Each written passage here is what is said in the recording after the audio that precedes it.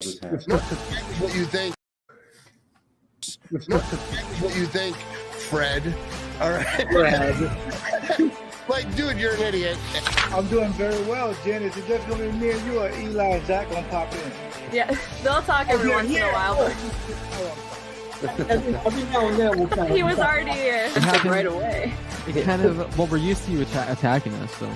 Yeah. Sorry. Look at Let's just put it this way. Who do you see as the quarterback week 1 for the Green Bay Packers? I see. So who was in charge of the intro there?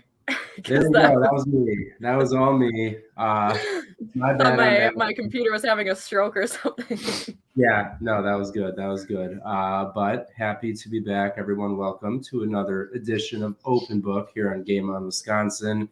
We've got already some of our loyal fans here in the chat. What's going on? Ben, if I can get this up. Oh, wow, we got a lot going on here in the chat. Ben, Jamie, nice to see all of you. Yeah. Hey, we love all of you guys. We appreciate you. And thank you, Mark and Chris. Thank you. Every week, Chris pulling through. I'm sure you'll have some trash talk for me throughout the show, per usual. Jen, you're frozen right now. Stands. You were just like frozen like this, so it was pretty great. But last week, You're the one with the bad internet. I don't know what you're talking about. I have been solid internet for weeks now in my new location. Zach has better internet than you right now. Yeah, really? That's when you know you're down Schitt's Creek right now, man. Hold on. Schitt's Creek. I was literally watching Schitt's Creek right before the show. I've been trying to get into that show, but I haven't gotten around to it. Like the 2 episodes that I've seen were really funny. It's really funny. I've seen it multiple times, and I'm watching it again now. And I was literally just watching that before the show. But Zach, we missed you last week, so I know usually, Jamie, that is true. But we're moving into a new year with the playoffs coming, and it's gonna be a good year for the Packers 2022. That's for damn sure. The first, Chris. Look, I'm not going to talk about feces. All right, I'm cutting the feces talk off right there. It's not going to happen. Yeah, well, we'll see about that. I don't have much faith in you, Zach. But as I was saying, we missed you last week. So our usual tradition of having Jen start us off with how she's doing. Let's be real. Who really cares? So Zach, how are you doing? And then we'll get to Jen. I'm great, man. It is raining. Yes. Like nonstop over here, and very I know, you're experiencing it now. So, it's been great.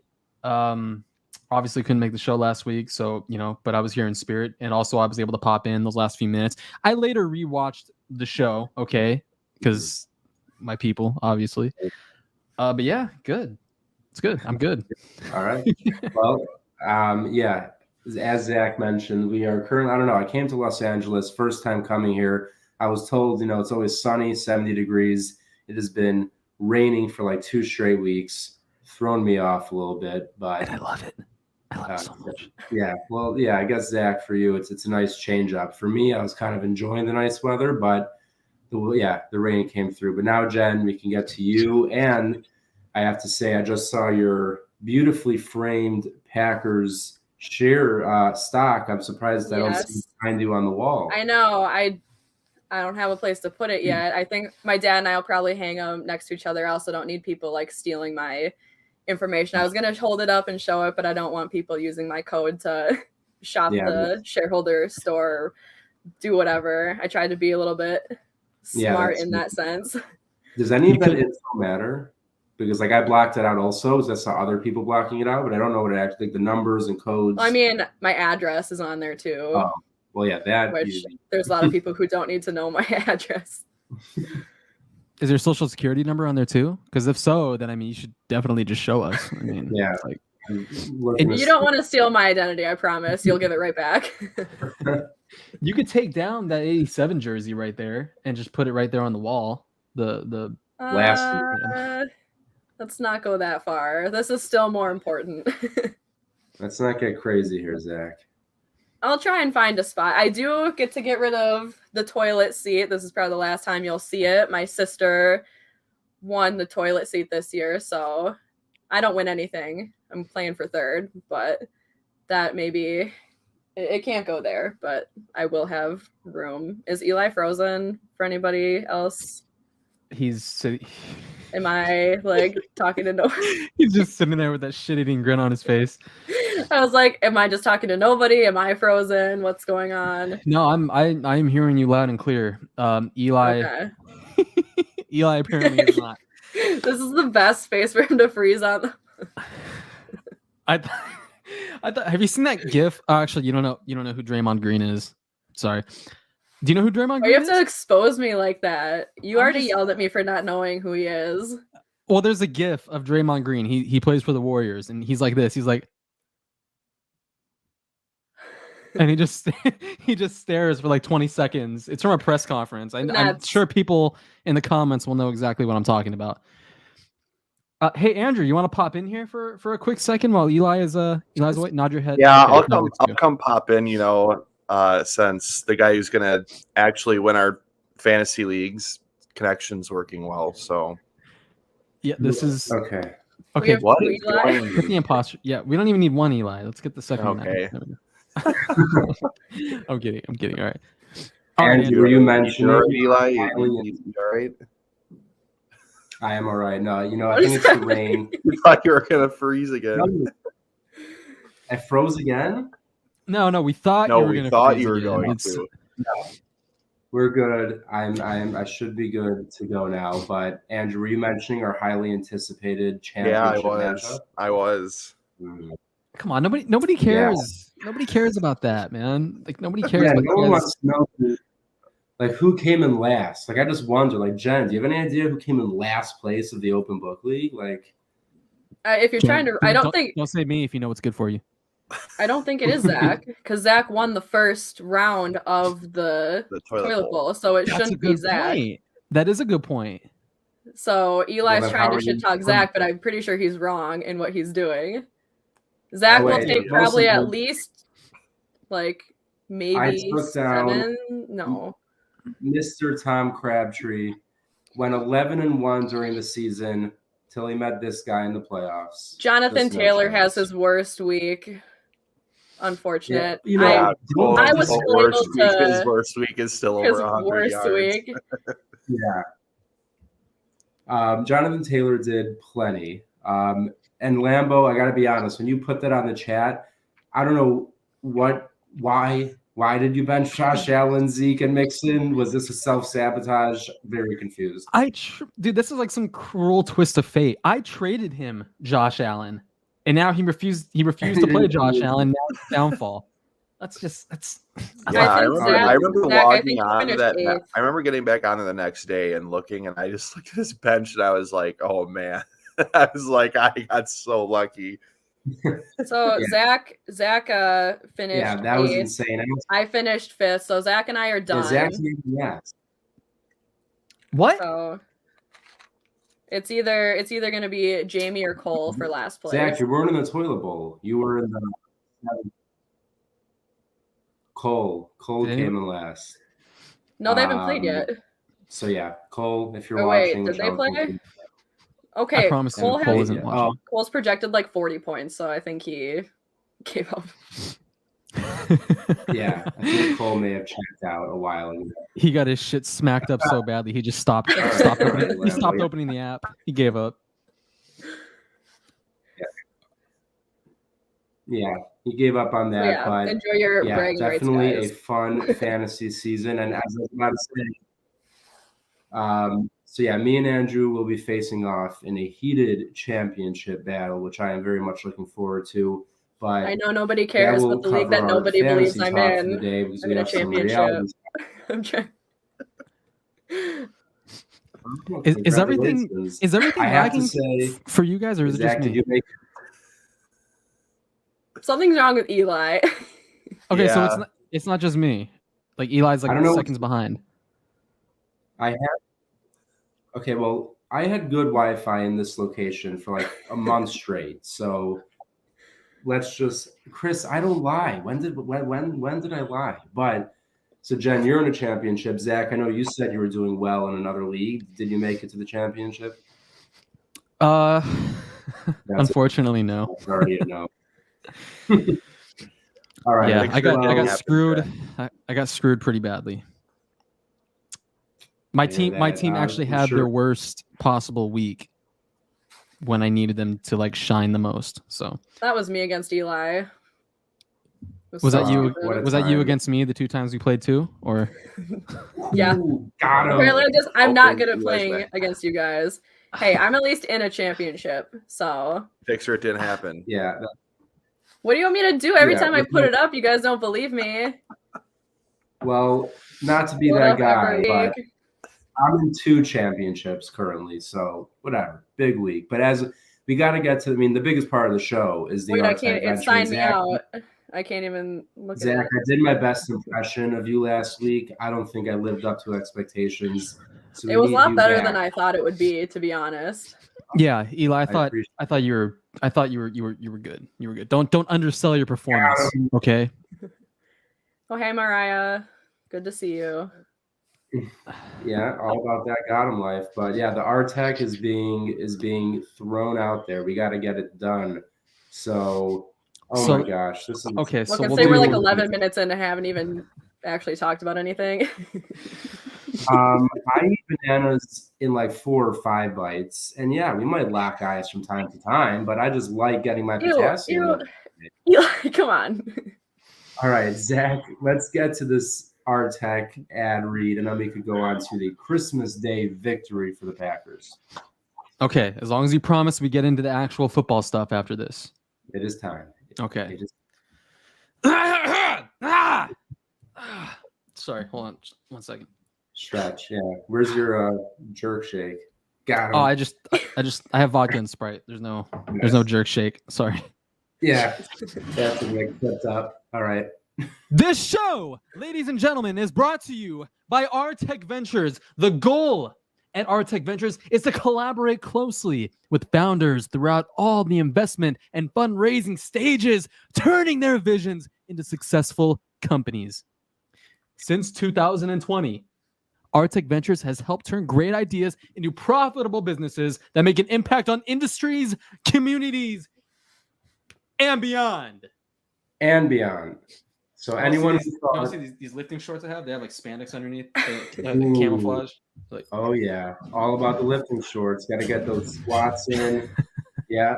hit Well, them Zach back. doesn't do leg day, Oh, Zach doesn't do like so let's that. not go that far. Shed, I do leg day, okay? Just I don't emphasize it as much as I emphasize upper body stuff. All right, Mm-hmm. Unbelievable. All about you guys all don't about understand. hammer.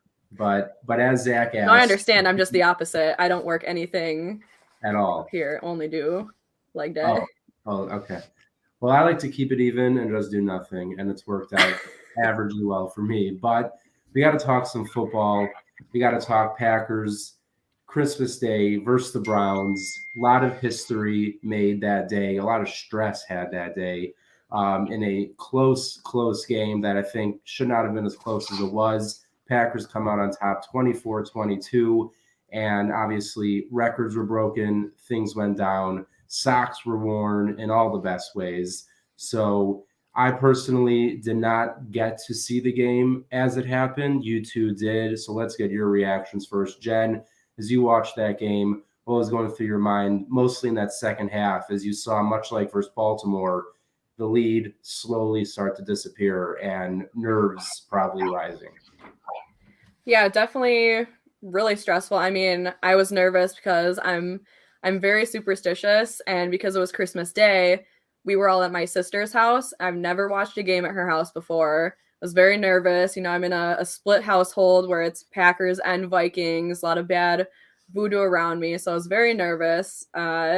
You know, the game, I knew Nick Chubb was going to be a factor. It's just really unfortunate how big of a factor he ended up being, so that was really tough to watch. You know, I obviously had a lot of faith in the Packers, home game, big day.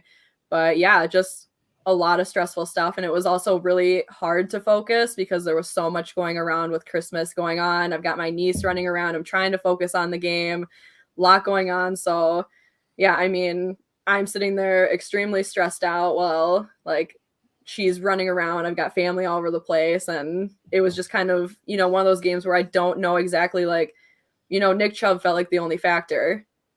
And between him and Myles Garrett, I think I said going into the game, those were the two guys I said you needed to shut down. Myles Garrett, not too much of a factor, but Nick Chubb, like the only factor, because obviously Baker Mayfield throwing 4 interceptions, he wasn't doing anything. So it's, just being able to stop that run game is so important. And I thought maybe having Kenny back would have helped with that a little bit. So definitely something that they're really going to need to fix, because Dalvin Cook will be playing this week against the Packers. So that was kind of disappointing to see. But yeah, there's a lot of really positive things to take away from that game as well. Obviously, like you said, all the records. So at the end of the day, they won. It was a good Christmas, and that's really all that mattered to me. Yeah, I'm with you on that. Zach, what were your feelings coming out of that game? And especially, I would say, as Jen kind of mentioned about the defense and more importantly, the run defense, just where do you stand on the way the defense is looking right now heading into the playoff push? I mean, it's kind of like you get like reminiscent like 2019 vibes with this run defense. You know, when they went into that game in Santa Clara and they just got stomped. They got violated by Raheem Mostert. This is like the worst possible time for them to break down and to start having these issues. So I'm sure they'll get it corrected. They've been fantastic this season at adjusting on the fly, not just like on a week-to-week basis, but like in the middle of games. And I think that's one of the biggest things with Joe Barry's defense that differs from what Mike Pettin brought to the table. Those adjustments, those mid-game adjustments. So, I mean, we saw the Packers kind of clamp down in that second half. The Browns, ran wild. Obviously, the running game was strong throughout the whole game, but I mean, Baker was having more issues throwing the ball in the second half. The Packers were just, you could tell they were coming out with different kinds of coverages. Yeah. And like you come away from that game with like mixed feelings. Like on one hand, it's like, oh, they sack him. What was it? 5 times. They intercept him 4 times. But that was like the epitome of bending but not breaking. Yeah. I mean, you put together that kind of performance and you only allow 22 points. So I think that was impressive in itself. And I mean, you can't take these wins, no matter how sloppy they are. You can't take them for granted, because you see the Buccaneers get shut out at home 9-0. You saw the Cardinals go into Detroit and lose to the Lions. You know what I mean? Which was crazy. Nobody saw that coming. So these wins, as sloppy as they are, I mean, you can't take them for granted. They count the same in the long run. And now they have 2 games left. I mean, they're in the driver's seat. I hate that control your own destiny thing, but they do. If they win out, they get that number 1 seed, and that's paramount. No matter the issues they're having. Obviously, if this running defense stays stagnant, then obviously against a good team in the playoffs, it's going to bite them in the ass, and they're probably going to end up losing because of it. But regardless, you see this defense rise to the occasion in big moments, and they make the splash plays when they absolutely need to. When their back is against the wall, they make an interception. They make a sack on 3rd down and get off the field. It's just things like that could just completely sway a game. And as True North Packer fan noted, the special teams actually looked normal. Yeah. Like they didn't screw up. And I mean, they were average. That's at this point, that's all you can ask for. Yeah.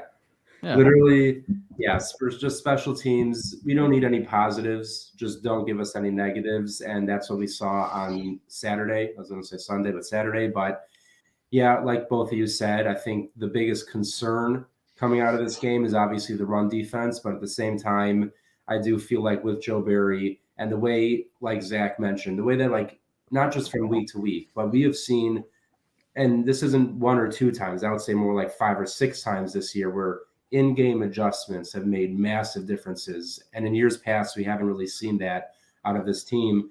And there are games, where we've gone into half and it's very close, or we're trailing even. And then the second half, it's basically dominance. And this week wasn't as much. It was more like the first half offensively was pretty dominant. Second half, as Aaron Rodgers kind of alluded to, took their foot off the pedal, as he said.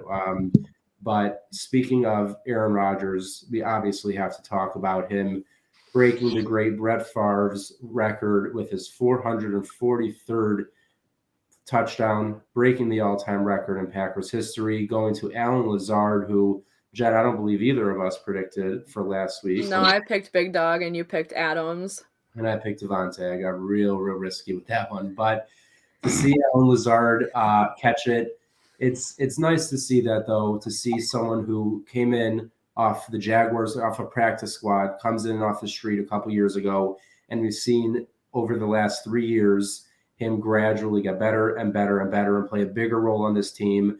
He's widely regarded as probably the best blocking receiver in the NFL, and now he is showing his worth as a receiver as well. Not like he wasn't showing it before, but the last few weeks specifically, he's been really playing well. Rodgers is targeting him a ton, and to see him get that touchdown, I think is very cool. He'll always kind of be, a part of Packer history for Alan Lazard. And in general, I mean, and you go and look at the next 2 touchdowns, both going to Davonte Adams. Is there anything to possibly say about Davonte Adams other than not only is he the best receiver in the league, but I mean, I don't know the last time I saw a receiver just so dominant week after week after week, and just one stat and record that he broke. Not only did he, by catching that first touchdown, become the most productive duo in Packer history, passing Jordy Nelson. I'm very sorry, Jen. And Aaron yeah. I'm sorry, where's Greg Jennings on this list? It doesn't matter. It doesn't matter where Greg Jennings is.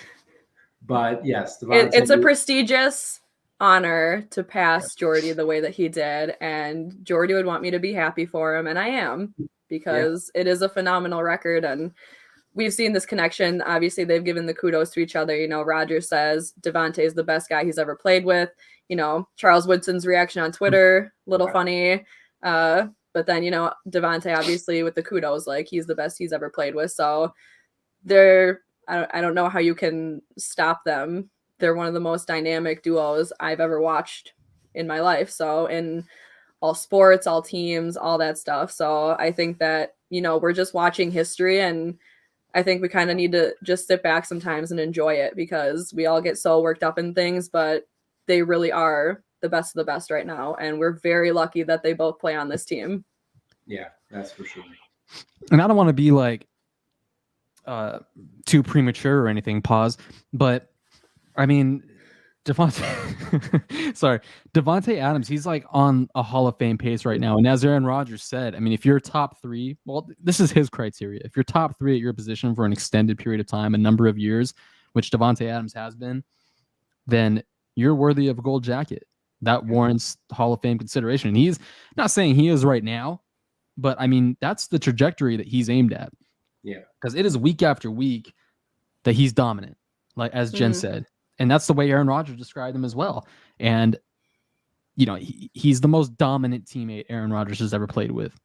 And obviously to get pushed over Charles Woodson like that as the greatest player Aaron Rodgers ever played with, I mean, that's just huge. That's like a huge honor in itself. So Davonte Adams, best route runner in the league. And obviously, right now, I think we all agree that he's the best receiver in the game. But for the last few years, regardless of who you're a fan of, fans around the NFL, regardless of who their team is, he has been in that conversation for top 3, regardless. Whether you have him 1, 2, 3, whether there's Tyreek Hill there or whoever the hell else, Davonte Adams has been there in that conversation. So, I mean, he's on that Hall of Fame pace. Yeah, didn't he also have some, like, is it 3 consecutive years with 100 or something like that? Wasn't there some kind of stat along those lines as well that he, first ever to? Oh no! Am I just making something up? Break one record, beating Antonio Brown. He was tied with Antonio Brown heading into Saturday for the most games in NFL history, with 10+ catches, 100+ yards, and multiple touchdowns. He just had his 8th game doing that. He was tied with Brown at 7. So, I mean, when you talk about just dominance, just thinking to have 10 receptions, 100+ yards, and multiple touchdowns, that is a very rare thing to see. I think the biggest one of those stats is the 10 receptions, because you'll see, the Hunter Renfros and the Wes Welkers in the past, or even, some of these slot guys getting the reception totals going up. But for Davonte to be as dynamic as he is, playing on the outside and moving in the slot and that, to go and be racking up 10+ catches on a decently regular basis is incredible. And then to do it with multiple touchdowns, that second touchdown catch, I mean, Rodgers threw it behind him. He spun midair, caught it. Kind of reminded me, honestly, last year against Philly, when he caught that ball over Darius Slay, if either of you remember. I believe it was the second touchdown after Rodgers' 400th. So I think it was probably his 401st touchdown for Rodgers. But I mean, yeah, Davonte Adams is absolutely incredible.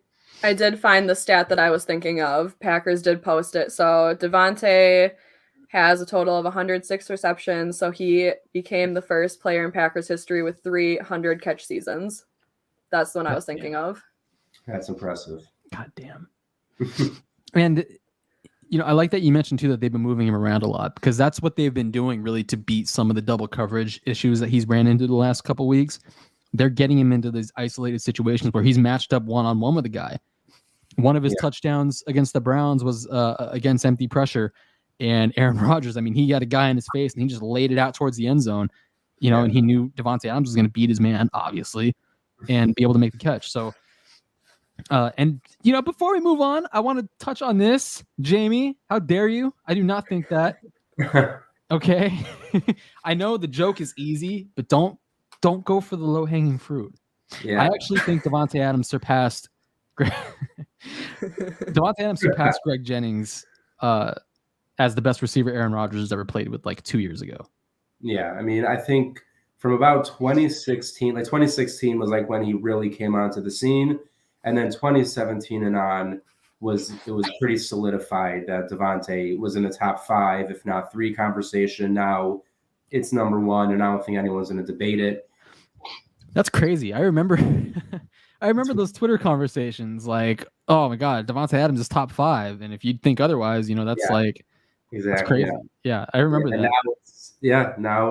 Before it was, I remember, everyone's talking, he's for sure top 5, maybe top 3. Now it's, as everyone says, he's top 2 and it ain't 2. And I don't know if you're going to find anyone with a different opinion than that.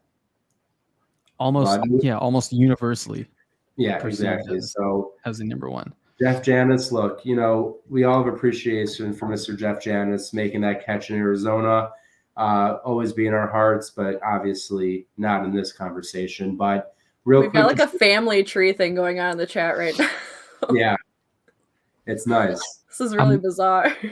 I'm watching and watching in admiration. And Riley definitely did not get a job, by the way. He's still unemployed. I'm just curious as to what this may mean. Jen, I didn't know you were a mother. Well, Eli, I didn't know that we had been together. So. Oh, well, there you go. I am a father. Unaware. Hey, Matt. What's going on, Matt? Our dear friend. I know you were. Hope you're feeling good. I know you were a bit down for a week or 2 ago. So hopefully you're feeling well. Love to see you on the show. We appreciate you tuning in. And I just wanted to touch on though the defense for a minute, because yes, the run defense was quite problematic, but I don't think we should be looking over the 5 sacks and the 4 interceptions, because Baker gave a couple gifts, but Rasul Douglas, I mean, Zach, again, I'll defer to you on this one. I don't know if ever in my time of watching football, a guy was brought onto a team in the middle of the year and has done what Rasul Douglas has done for this Packers defense. You're deferring to me? I'm deferring to you. Man, I don't even know where to start on this guy. God, I swear to God, like that is so goddamn unheard of. A guy gets signed on October 6th. You lose your all-pro cornerback in Jair Alexander, who, by the way, was activated today, back to the 53-man roster. Dude. Yep. You lose him. 2 days later, you pluck this guy off of a practice squad. And I remember a lot of people shit on it at the time because the Packers were in the Stephon Gilmore sweepstakes and they were so close. This guy has been better than Stephon Gilmore. Like it has just been incredible. He didn't take his first snap with the team until October 17th. And he has 5 interceptions in 10 games, 2 pick sixes, a third interception that won a game in Arizona against the team the Packers signed him from. That is literally like fairy tale shit. He broke the Cardinals. They were undefeated until they went up against Rasul Douglas. Yeah, and since then I think they're like 3-5. 3-5, yeah. It's incredible. And he created this unique problem to have in the secondary. Like when Jair gets back, which is like the direction that this is trending, Chris, I will kill you. Sleep with one eye open tonight. But yeah, he created this great problem to have in the secondary where like you don't know where the hell to play Jair, when he gets back. Who the hell are you going to bench? I'm assuming it's going to be Chandon Sullivan because you're not going to take out your first round rookie and Rasul Douglas, who has been arguably your defensive MVP. So, I mean, 2 interceptions. The play that he intercepted, not the pick 6, but his other interception. Wait, no, he didn't have a pick 6. What the hell? It was the interception. Mixing up all the interceptions because there's so many of them. There's just so many, and I'm so enamored with this guy. He had the game-sealing one against Cleveland. He had the game-sealing one where he held. Apparently, I don't give a shit. Yeah, we don't need to talk about refs. Refs suck for everyone. So. Yeah, it's a plague. It's a plague that the entire league deals with, not just the Packers. Okay, but anyways, it was where he looked like he was coming inside. He flipped his hips, spun back towards the sideline, and undercut a really, to be fair, a badly thrown ball, and jumped in front of Jarvis Landry and made that pick. That was just like he baited Baker Mayfield, and it was just that's like the kind of play that an all-pro cornerback makes. Not a Pro Bowl alternate. Like that's bullshit. Yeah. That guy is playing at an all-pro level, and that isn't just bias. That is not bias. Like anybody will tell you. Oh, at least those who are informed, that he is playing at an all-pro level, and it's just he's been such a godsend. It's the greatest thing is that it's you look at the 10 games, 5 interceptions, and how incredible that is. Obviously, the 2 pick 6s as well, but that's not even including the amount of pass breakups he's had, which is, I'm counting it right here. We're looking at 12 in 10 games to have 12 pass breakups. Like you just said, all pro corners don't always do that. Like he is around the ball at all times. He is right on his receiver on every play. And it is just, you just don't see guys getting plucked off practice squads, put into a new defense and literally become the MVP of that defense, especially when for the first, half of the season, we were talking about Devondre Campbell, another guy picked up off the street. So just real quick, Brian Gutekunst, executive of the year, in my opinion, like the additions they've made and the differences that it has had has been incredible. I don't know what that meant. I don't know what malarkey is, but it's because Javier came in here saying that he's from Australia, but he's not. Oh, unbelievable! You don't we got nothing but trolls in this chat. I swear to God, like from Lambeau LeBeau to Chris to Javier to Behe popping in here. I mean, it's ridiculous.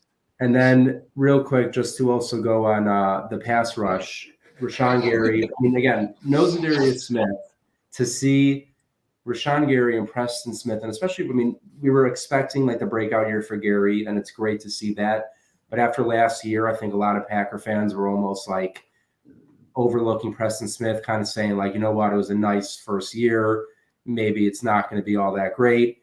He has just been dominant. He every time he goes up one-on-one against a tackle, it looks like he's just shoving him into the ground. He is so strong, so big and tall. And to see that duo, and then just the thought of having Zadarius come back is incredible to me. Even Dean Lowry getting involved with the sack. So, Jen, when you're watching, obviously the run defense needs to be improved, but the pass defense and the pass rush, I would assume, has to have you feeling pretty confident heading into the playoffs. Yeah, and I don't remember where I mentioned it, but I have mentioned this before. Preston Smith took a pay cut to be here. Yeah. And he's out there producing the way that, we had expectations for him, and he's exceeding them. And, don't hear his name all the time, but he's out there making big, important plays. So that's huge. And then obviously you got the acquisitions like Douglas, and that cornerback room has just been so solid. Savage had a better game, which was really nice to see. Just there's a lot coming together with this defense. Yeah, they had, maybe a rough couple of weeks, but these are offenses with really strong pieces. So they're coming in, they're going to host the Vikings, a team that they're very familiar with second time around, know a little bit more, no Adam Thielen to worry about, figure out Dalvin Cook. I don't know if that was towards me or the comment, but no, the comments. Okay. You're doing great. Don't ignore me. But no, so I know every time I try and have a conversation here, I get interrupted. It but happens to both of us. I mean, the comments are a funny place. Yeah, the comments are flying today, but no, I do think if they can, last time they played the Vikings, Preston Smith was a huge factor in getting to Kirk, and Kirk was putting up balls like Baker was, and they just weren't capitalizing on what should have been interceptions. Yeah. I could see same thing happening, just different results. Turning those into interceptions this time, and that's going to be huge. So I think that there's a lot, obviously that loss of the Vikings stings, but there's a lot of almost that I think they have fixed in the meantime that I think are really going to help them, boost their way over the Vikings this week. And I think a lot of those issues, aside from the run defense, which again, these are things that they have shown that they can fix things. And, this hasn't been a factor all year. Nick Chubb is just a really good running back, and you have to give kudos to that. And so is Dalvin Cook, so you have to prepare for him. But there are a lot of things that they have fixed since seeing the Vikings last that I think are going to help them get the win this time.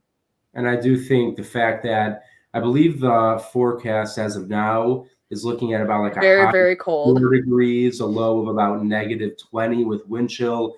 It's cold out here. Kirk Cousins, I am expecting. He's a dome quarterback. They play inside. He's gone up against the Bears in Chicago in better weather than he's going to have to deal with on Sunday, and has lost to some very bad Bears teams in the past. And I think Sunday night is a chance for the Packers to really, really ruin Kirk Cousins in a great way. And I'm very excited about that. And Zach, relax yourself. But as Jen said, you said it. I did say that. But Adam Thielen will not be playing, which is a boost. So you really just got to worry about Justin Jefferson and Dalvin Cook. Season-ending foot surgery or ankle, so he's done for the year. It's not just missing this game. Like he's for sure the regular season. For the season. And then in terms of injuries, though, looking at the Packers side of things, so as Zach mentioned earlier, it's great to see Jair activated. Unlikely he plays this week, but I think all of us. Okay. Javier, why don't you just go back? I need that. Got to get that clip from Diggs. Yeah, exactly. Yeah, that's a good one. I don't need to say it. Yeah, but Jair being activated, I doubt he plays this week. To be honest, I doubt he even plays next week. But I think we all know they want him for the playoffs. They want Bakhtiari for the playoffs. Maybe we'll get lucky and get Za'Darius for the playoffs. But more injury/COVID news, and I think this is big news for the Packers.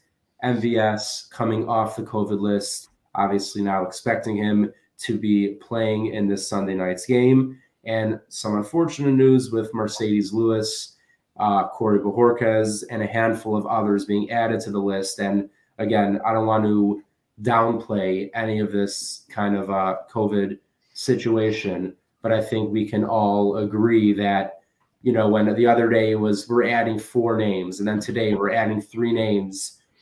I think we got out of those 7-8 names that were added pretty well, considering who else could have been added, at least in my opinion. Looks like we're not punting this weekend. Yeah, no punting allowed. No punting allowed. I love Corey. I love Corey Bojorquez, but you shouldn't be punting anyway. Punting is just stupid. We have seen Benkert, activate him. We've seen his punting abilities on the timeline before, so there you go. They have a secret weapon in him if they need it. We might have a backup, what's an emergency punter. But Bojorquez, real quick, Zach, before you get to this clearly important point, it's probably not about Javier being in Australia.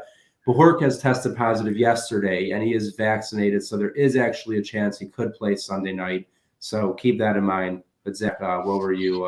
I was going to run through the whole COVID list, so we're all up to date. Got the CVS list. The CVS, yeah, exactly. Yes. Ben Braden, Tipa Naliai, Shamara Jean-Charles, Kevin King, Chauncey Rivers, Amari Rogers, Ty Summers, Marquez Valdez-Scantling came off, Oren Burks, Mercedes Lewis, and from the practice squad, Ladarius Hamilton, RJ McIntosh, and who else was added today?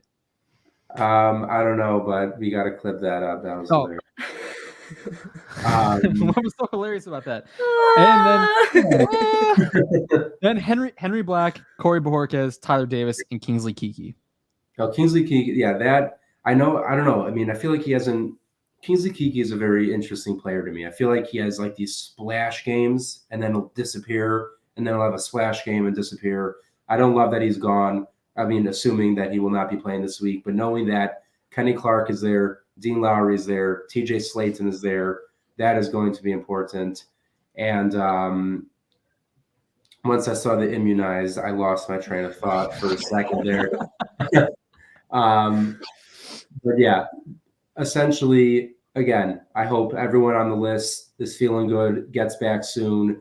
But the small silver lining of any of this is knowing that Aaron Rodgers, Davonte Adams, Devondre Campbell, Kenny Clark, MVS, I mean, a handful of the best players on the Packers are not going to be testing and possibly missing any games come January and February when we are in the big game. So that is big, and that is a small silver lining to take out of it. But let's now look ahead to this Vikings matchup and just see, you know, as Jen said, Dalvin Cook, I think, has to be the focal point. Zach, what do you think?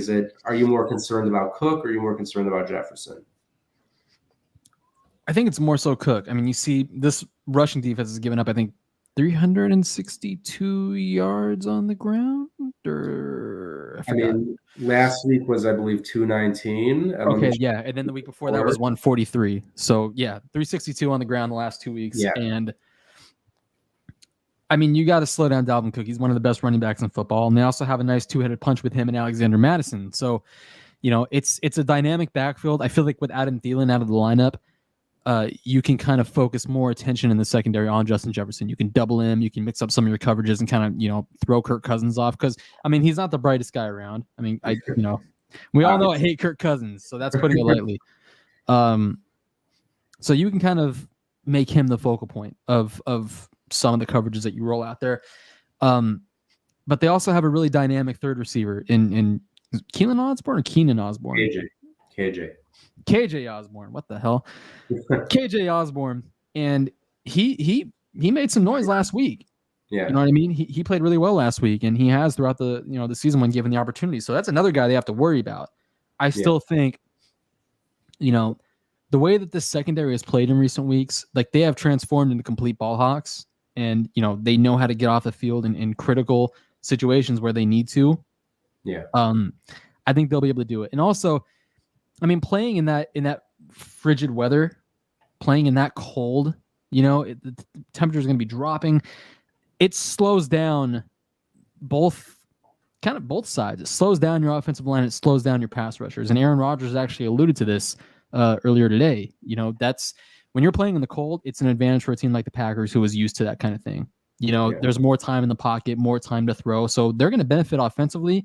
Defensively, I mean, their pass rush needs to be on point, regardless of, you know, whether they're slowed down by the cold or not. They need to take advantage of a bad offensive line. The Vikings have a terrible offensive line. So Kirk Cousins, if he's under duress, then this secondary is going to reap the benefits of it. Absolutely. I mean, yeah, especially, I mean, I just think the weather, I just think Kirk Cousins is in for a potentially awful night, but the pass rush will be a big part of that. Jen, what are you most looking at for the Packers defense to slow down mainly Cook and Jefferson? Who you hoping to put it this way? Who do you see on Jefferson and probably the person helping cover him, probably double teaming him? Jefferson. I mean, Stokes has the speed, so I definitely see him being matched up with him. I think Stokes has shown a lot of good strides in just being able to transition with receivers. We saw a little bit with, I think it was Brown with the Ravens. Am I thinking the right? Marquise Brown, yeah. Yeah. So I fastest guy behind Tyreek Hill in the league. Yeah. So I thought that he kept up with him really well. So I'd like to see Stokes kind of get that second shot at Jefferson.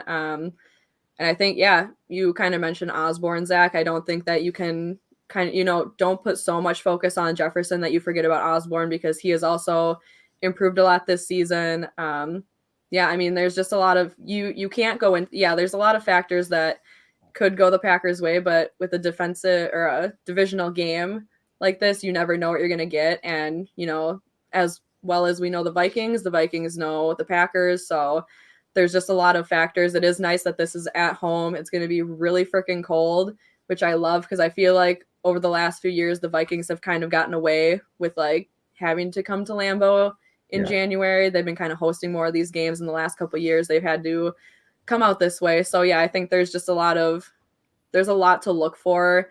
Like I mentioned earlier, I think as long as you can continue that pass rush on Kirk Cousins, pressure him, he'll either fall down, throw up a Hail Mary to the defense or some kind of, you never know what he's going to lob up there. I mean, we see him throw passes directly to the defense, so that would be nice. But there's just so many under guard again, just in case. But yeah, sorry. Lining up under the right guard. Yeah, I mean, you never know what Kirk Cousins you're going to get. And last time we played the Vikings, it was a bit of a different Kirk Cousins. But I think coming into Lambeau, it's going to be cold. I really think that he's going to struggle.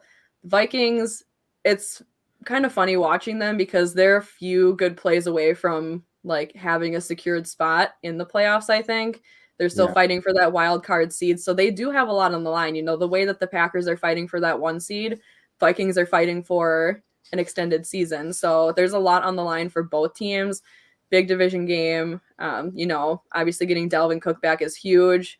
Definitely have to be able to stop him. But the way that we have to stop Cook is the way that they have to stop guys like A.J. Dillon who excel in this cold weather. And A.J. Dillon or, Rodgers and Adams or, getting MVS back. So there's a lot of different factors on both sides where, maybe Kirk Cousins is the quarterback, but if he can get those balls to Jefferson or Osborne or just handing off to Cook or Madison, they have a lot of key players.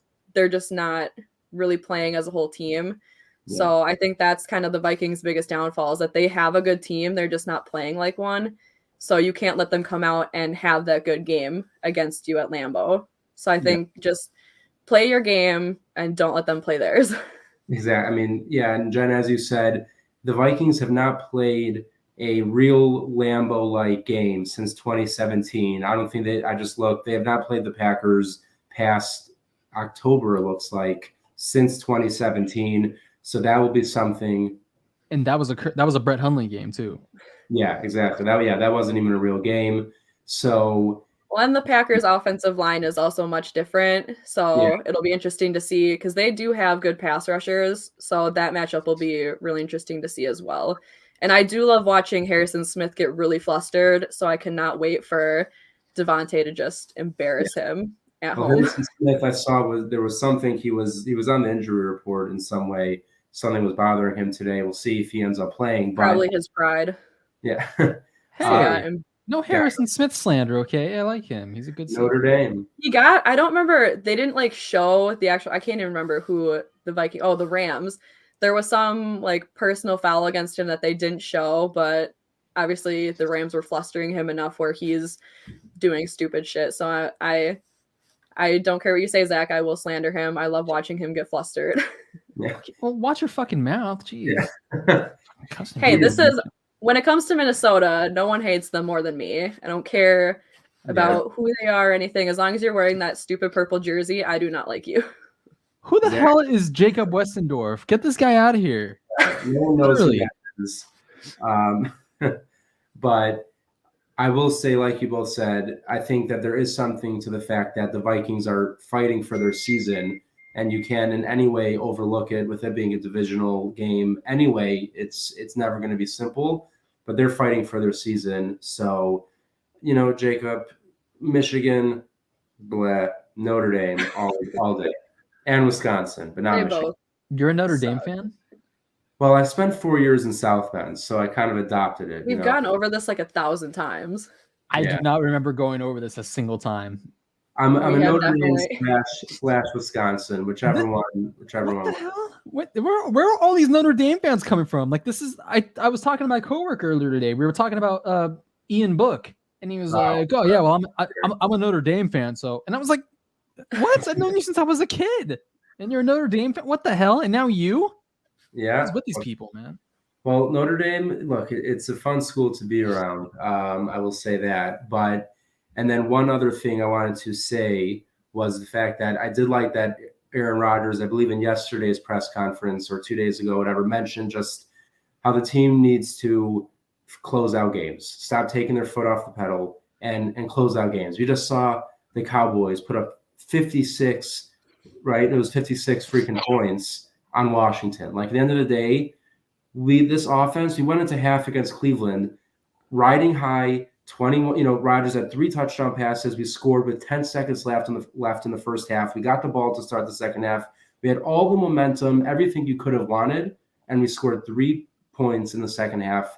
It's unacceptable. So I do like the fact that they are owning up to it and realizing that they need to go and play full 60 minutes of football. And I think that's going to be especially key over the next 2 weeks to lock up this 1 seed.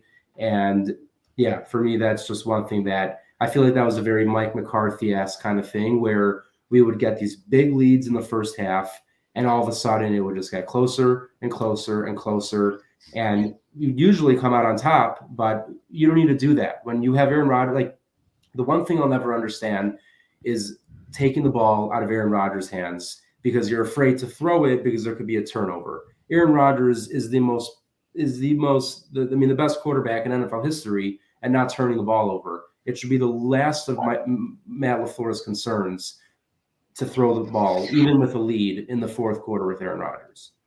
I don't think Matt LaFleur's concern is like whether he'll turn the ball over. I think he tries so hard to like maintain that sense of balance. He said himself, if he could throw the ball every single play, he would do it. Yeah. Because, you have Aaron Rodgers, why not? But I mean, he wants so badly to maintain that sense of balance. And I think in these cold games when the weather starts dropping and, guys don't want to tackle someone like AJ Dillon. Yeah. That would be the time to start emphasizing that sense of balance and start stressing the running game and whatever opens up. I mean, doing that opens up the pass in itself. Yeah. That opens up the plays downfield. So yeah. And I mean, too, you're absolutely right. That 24-12 lead was like gone in a hurry. Yeah. And when they start slowly and they have that little surge in the second quarter and then they fall kind of flat in the second half, I mean, that's going to get your ass kicked in the playoffs. You're going to lose to a better team if that happens to you. Or actually, no, you're going to lose to a team that's not better than you. You're going to lose to a team that just capitalized on your just stagnancy, a word? Yeah, it is a word now. Yeah, they're capitalizing on your stagnancy. I mean, when you punt multiple times in the second half and you fail to put up any more points, I mean, that's just, yeah, like I said, you will lose in the playoffs because of that. It won't be because of special teams like we all thought. It'll be because your offense falls flat and you can't move the ball.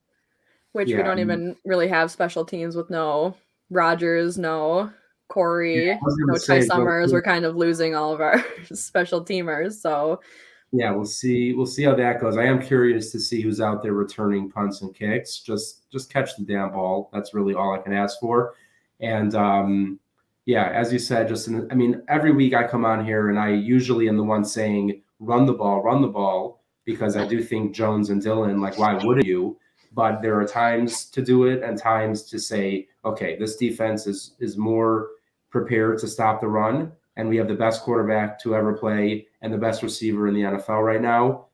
Let them take care of business. So that's what I'm expecting them to do. I think Aaron Rodgers has more control in general over this team and organization than he's ever had in his career. And I think his input is being listened to and used a lot more, which I love to see. And I wish we could have gone into his press conference today a bit more, I should say, at all, which we really haven't. But if you didn't see Aaron Rodgers' press conference, I would go check it out because it was a good one and it had a lot of very interesting quotes. And real quick, final point before we get to our score predictions.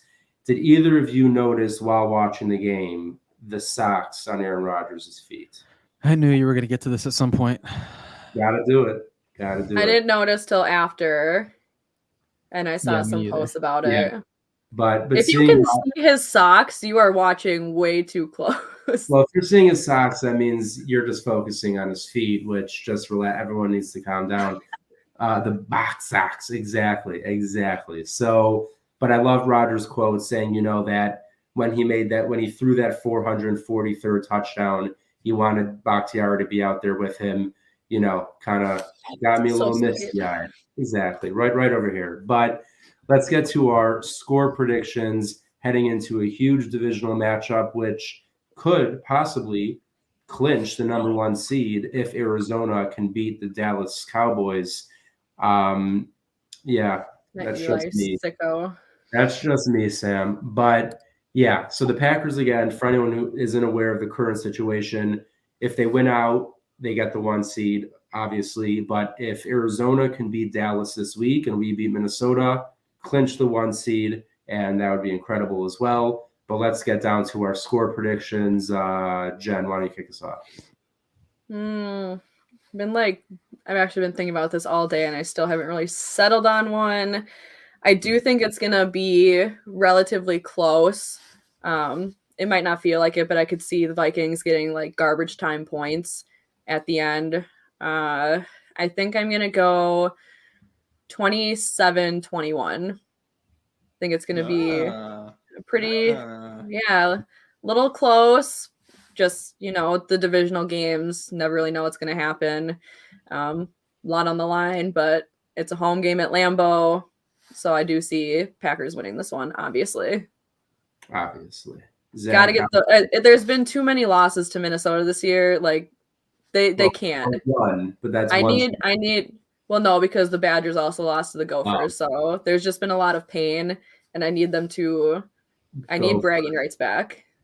So honestly, I can't go this long. I just know if I was a person and someone said, "Hey, join our team. We're the Gophers." I'm going to retire. I'm not playing for a team called the Gophers. But yeah, I'm not playing for PJ Fleck. He can PJ Fleck, hilarious name. Zach, why don't you give us your score prediction? When I see Kyle Hoffenbecker in person, I'm going to have a baseball bat with me. I got the Packers winning 31-13.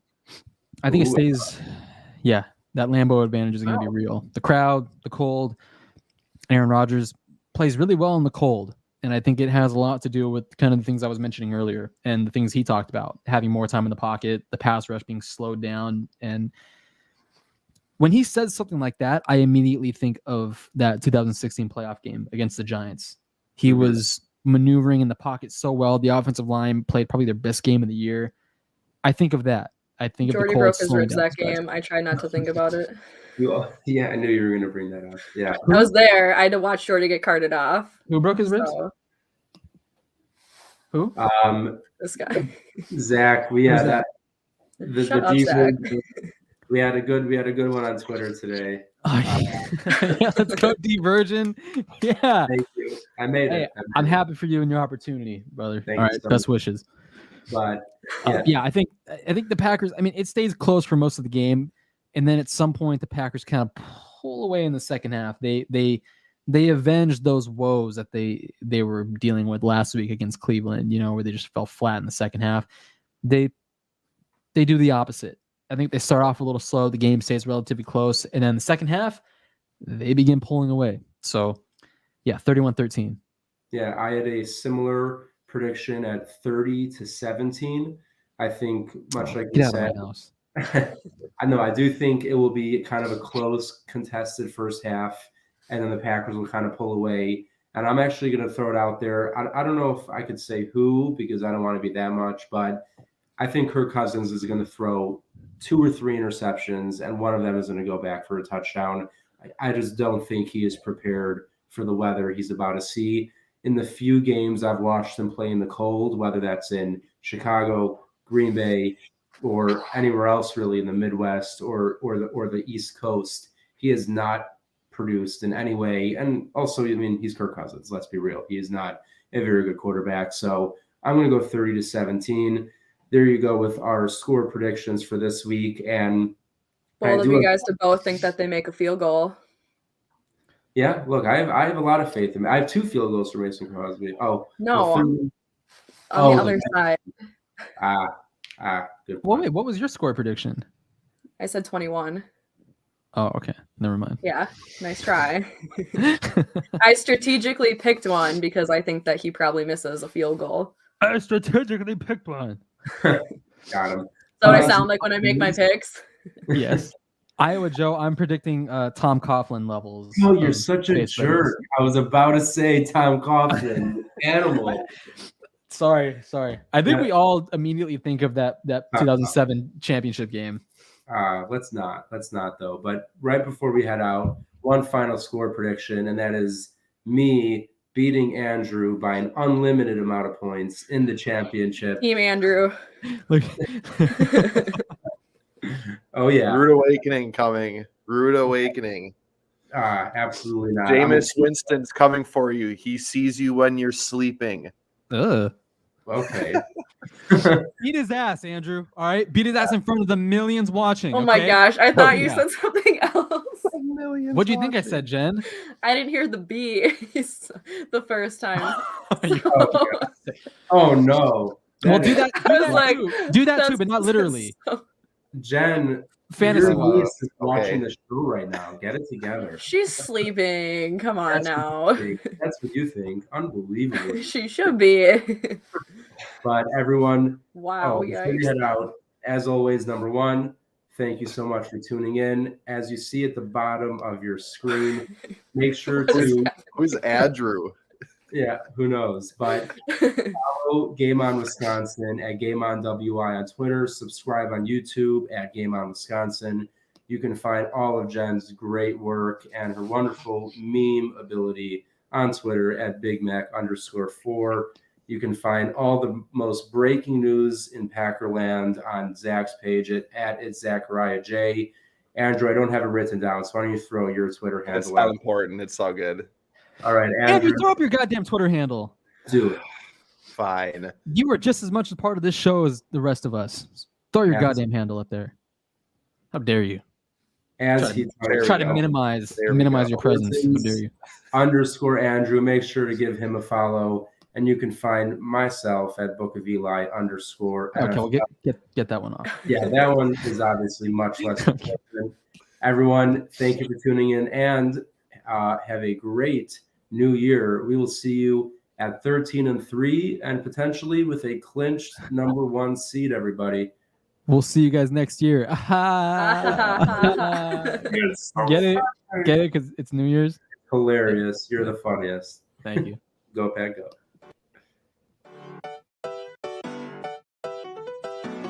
Hey, what's up, guys? It's Sanjay from the Future Podcast. With me is Fred and Matt, and we are always here on Mondays at 7 p.m., right before Monday Night Football. So come check us out. You never know what we're going to bring on the show. But hey, you know what? You have to check us out from 7 to 8 because you know what? I got to put my kid down right after. So join us, 7 p.m.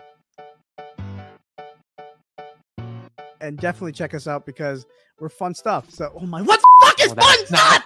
What? Dude, Oh what my a God. beast, Do dude. him. Hey, Come watch on. us because you get to see You're getting him. kind of Michael. Like, protect the neck, dude. Jesus. I know. Michael Jackson over here. I hang him over the balcony. Blanket. I can't. Hold on. That's weird. Now we have a baby all of a sudden. Just do it. That's the best part about it. He's got a baby. Like, what the hell's going on here? Poopy Hey, that. what's up, guys? It's that was you. That was.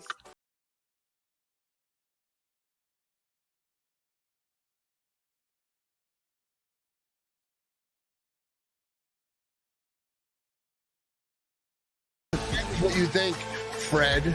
All right. Fred. Like, dude, you're an idiot. I'm doing very well, Jen. Is it just gonna be me and you, or Eli and Zach gonna pop in? Yeah, they'll talk every once in a while, but Every now and then we'll kind of. he was already right away. It kind of, well, we're used to you attacking us, so. Yeah. that is- Sorry. Look at Let's just put it this way. Who do you see as the quarterback week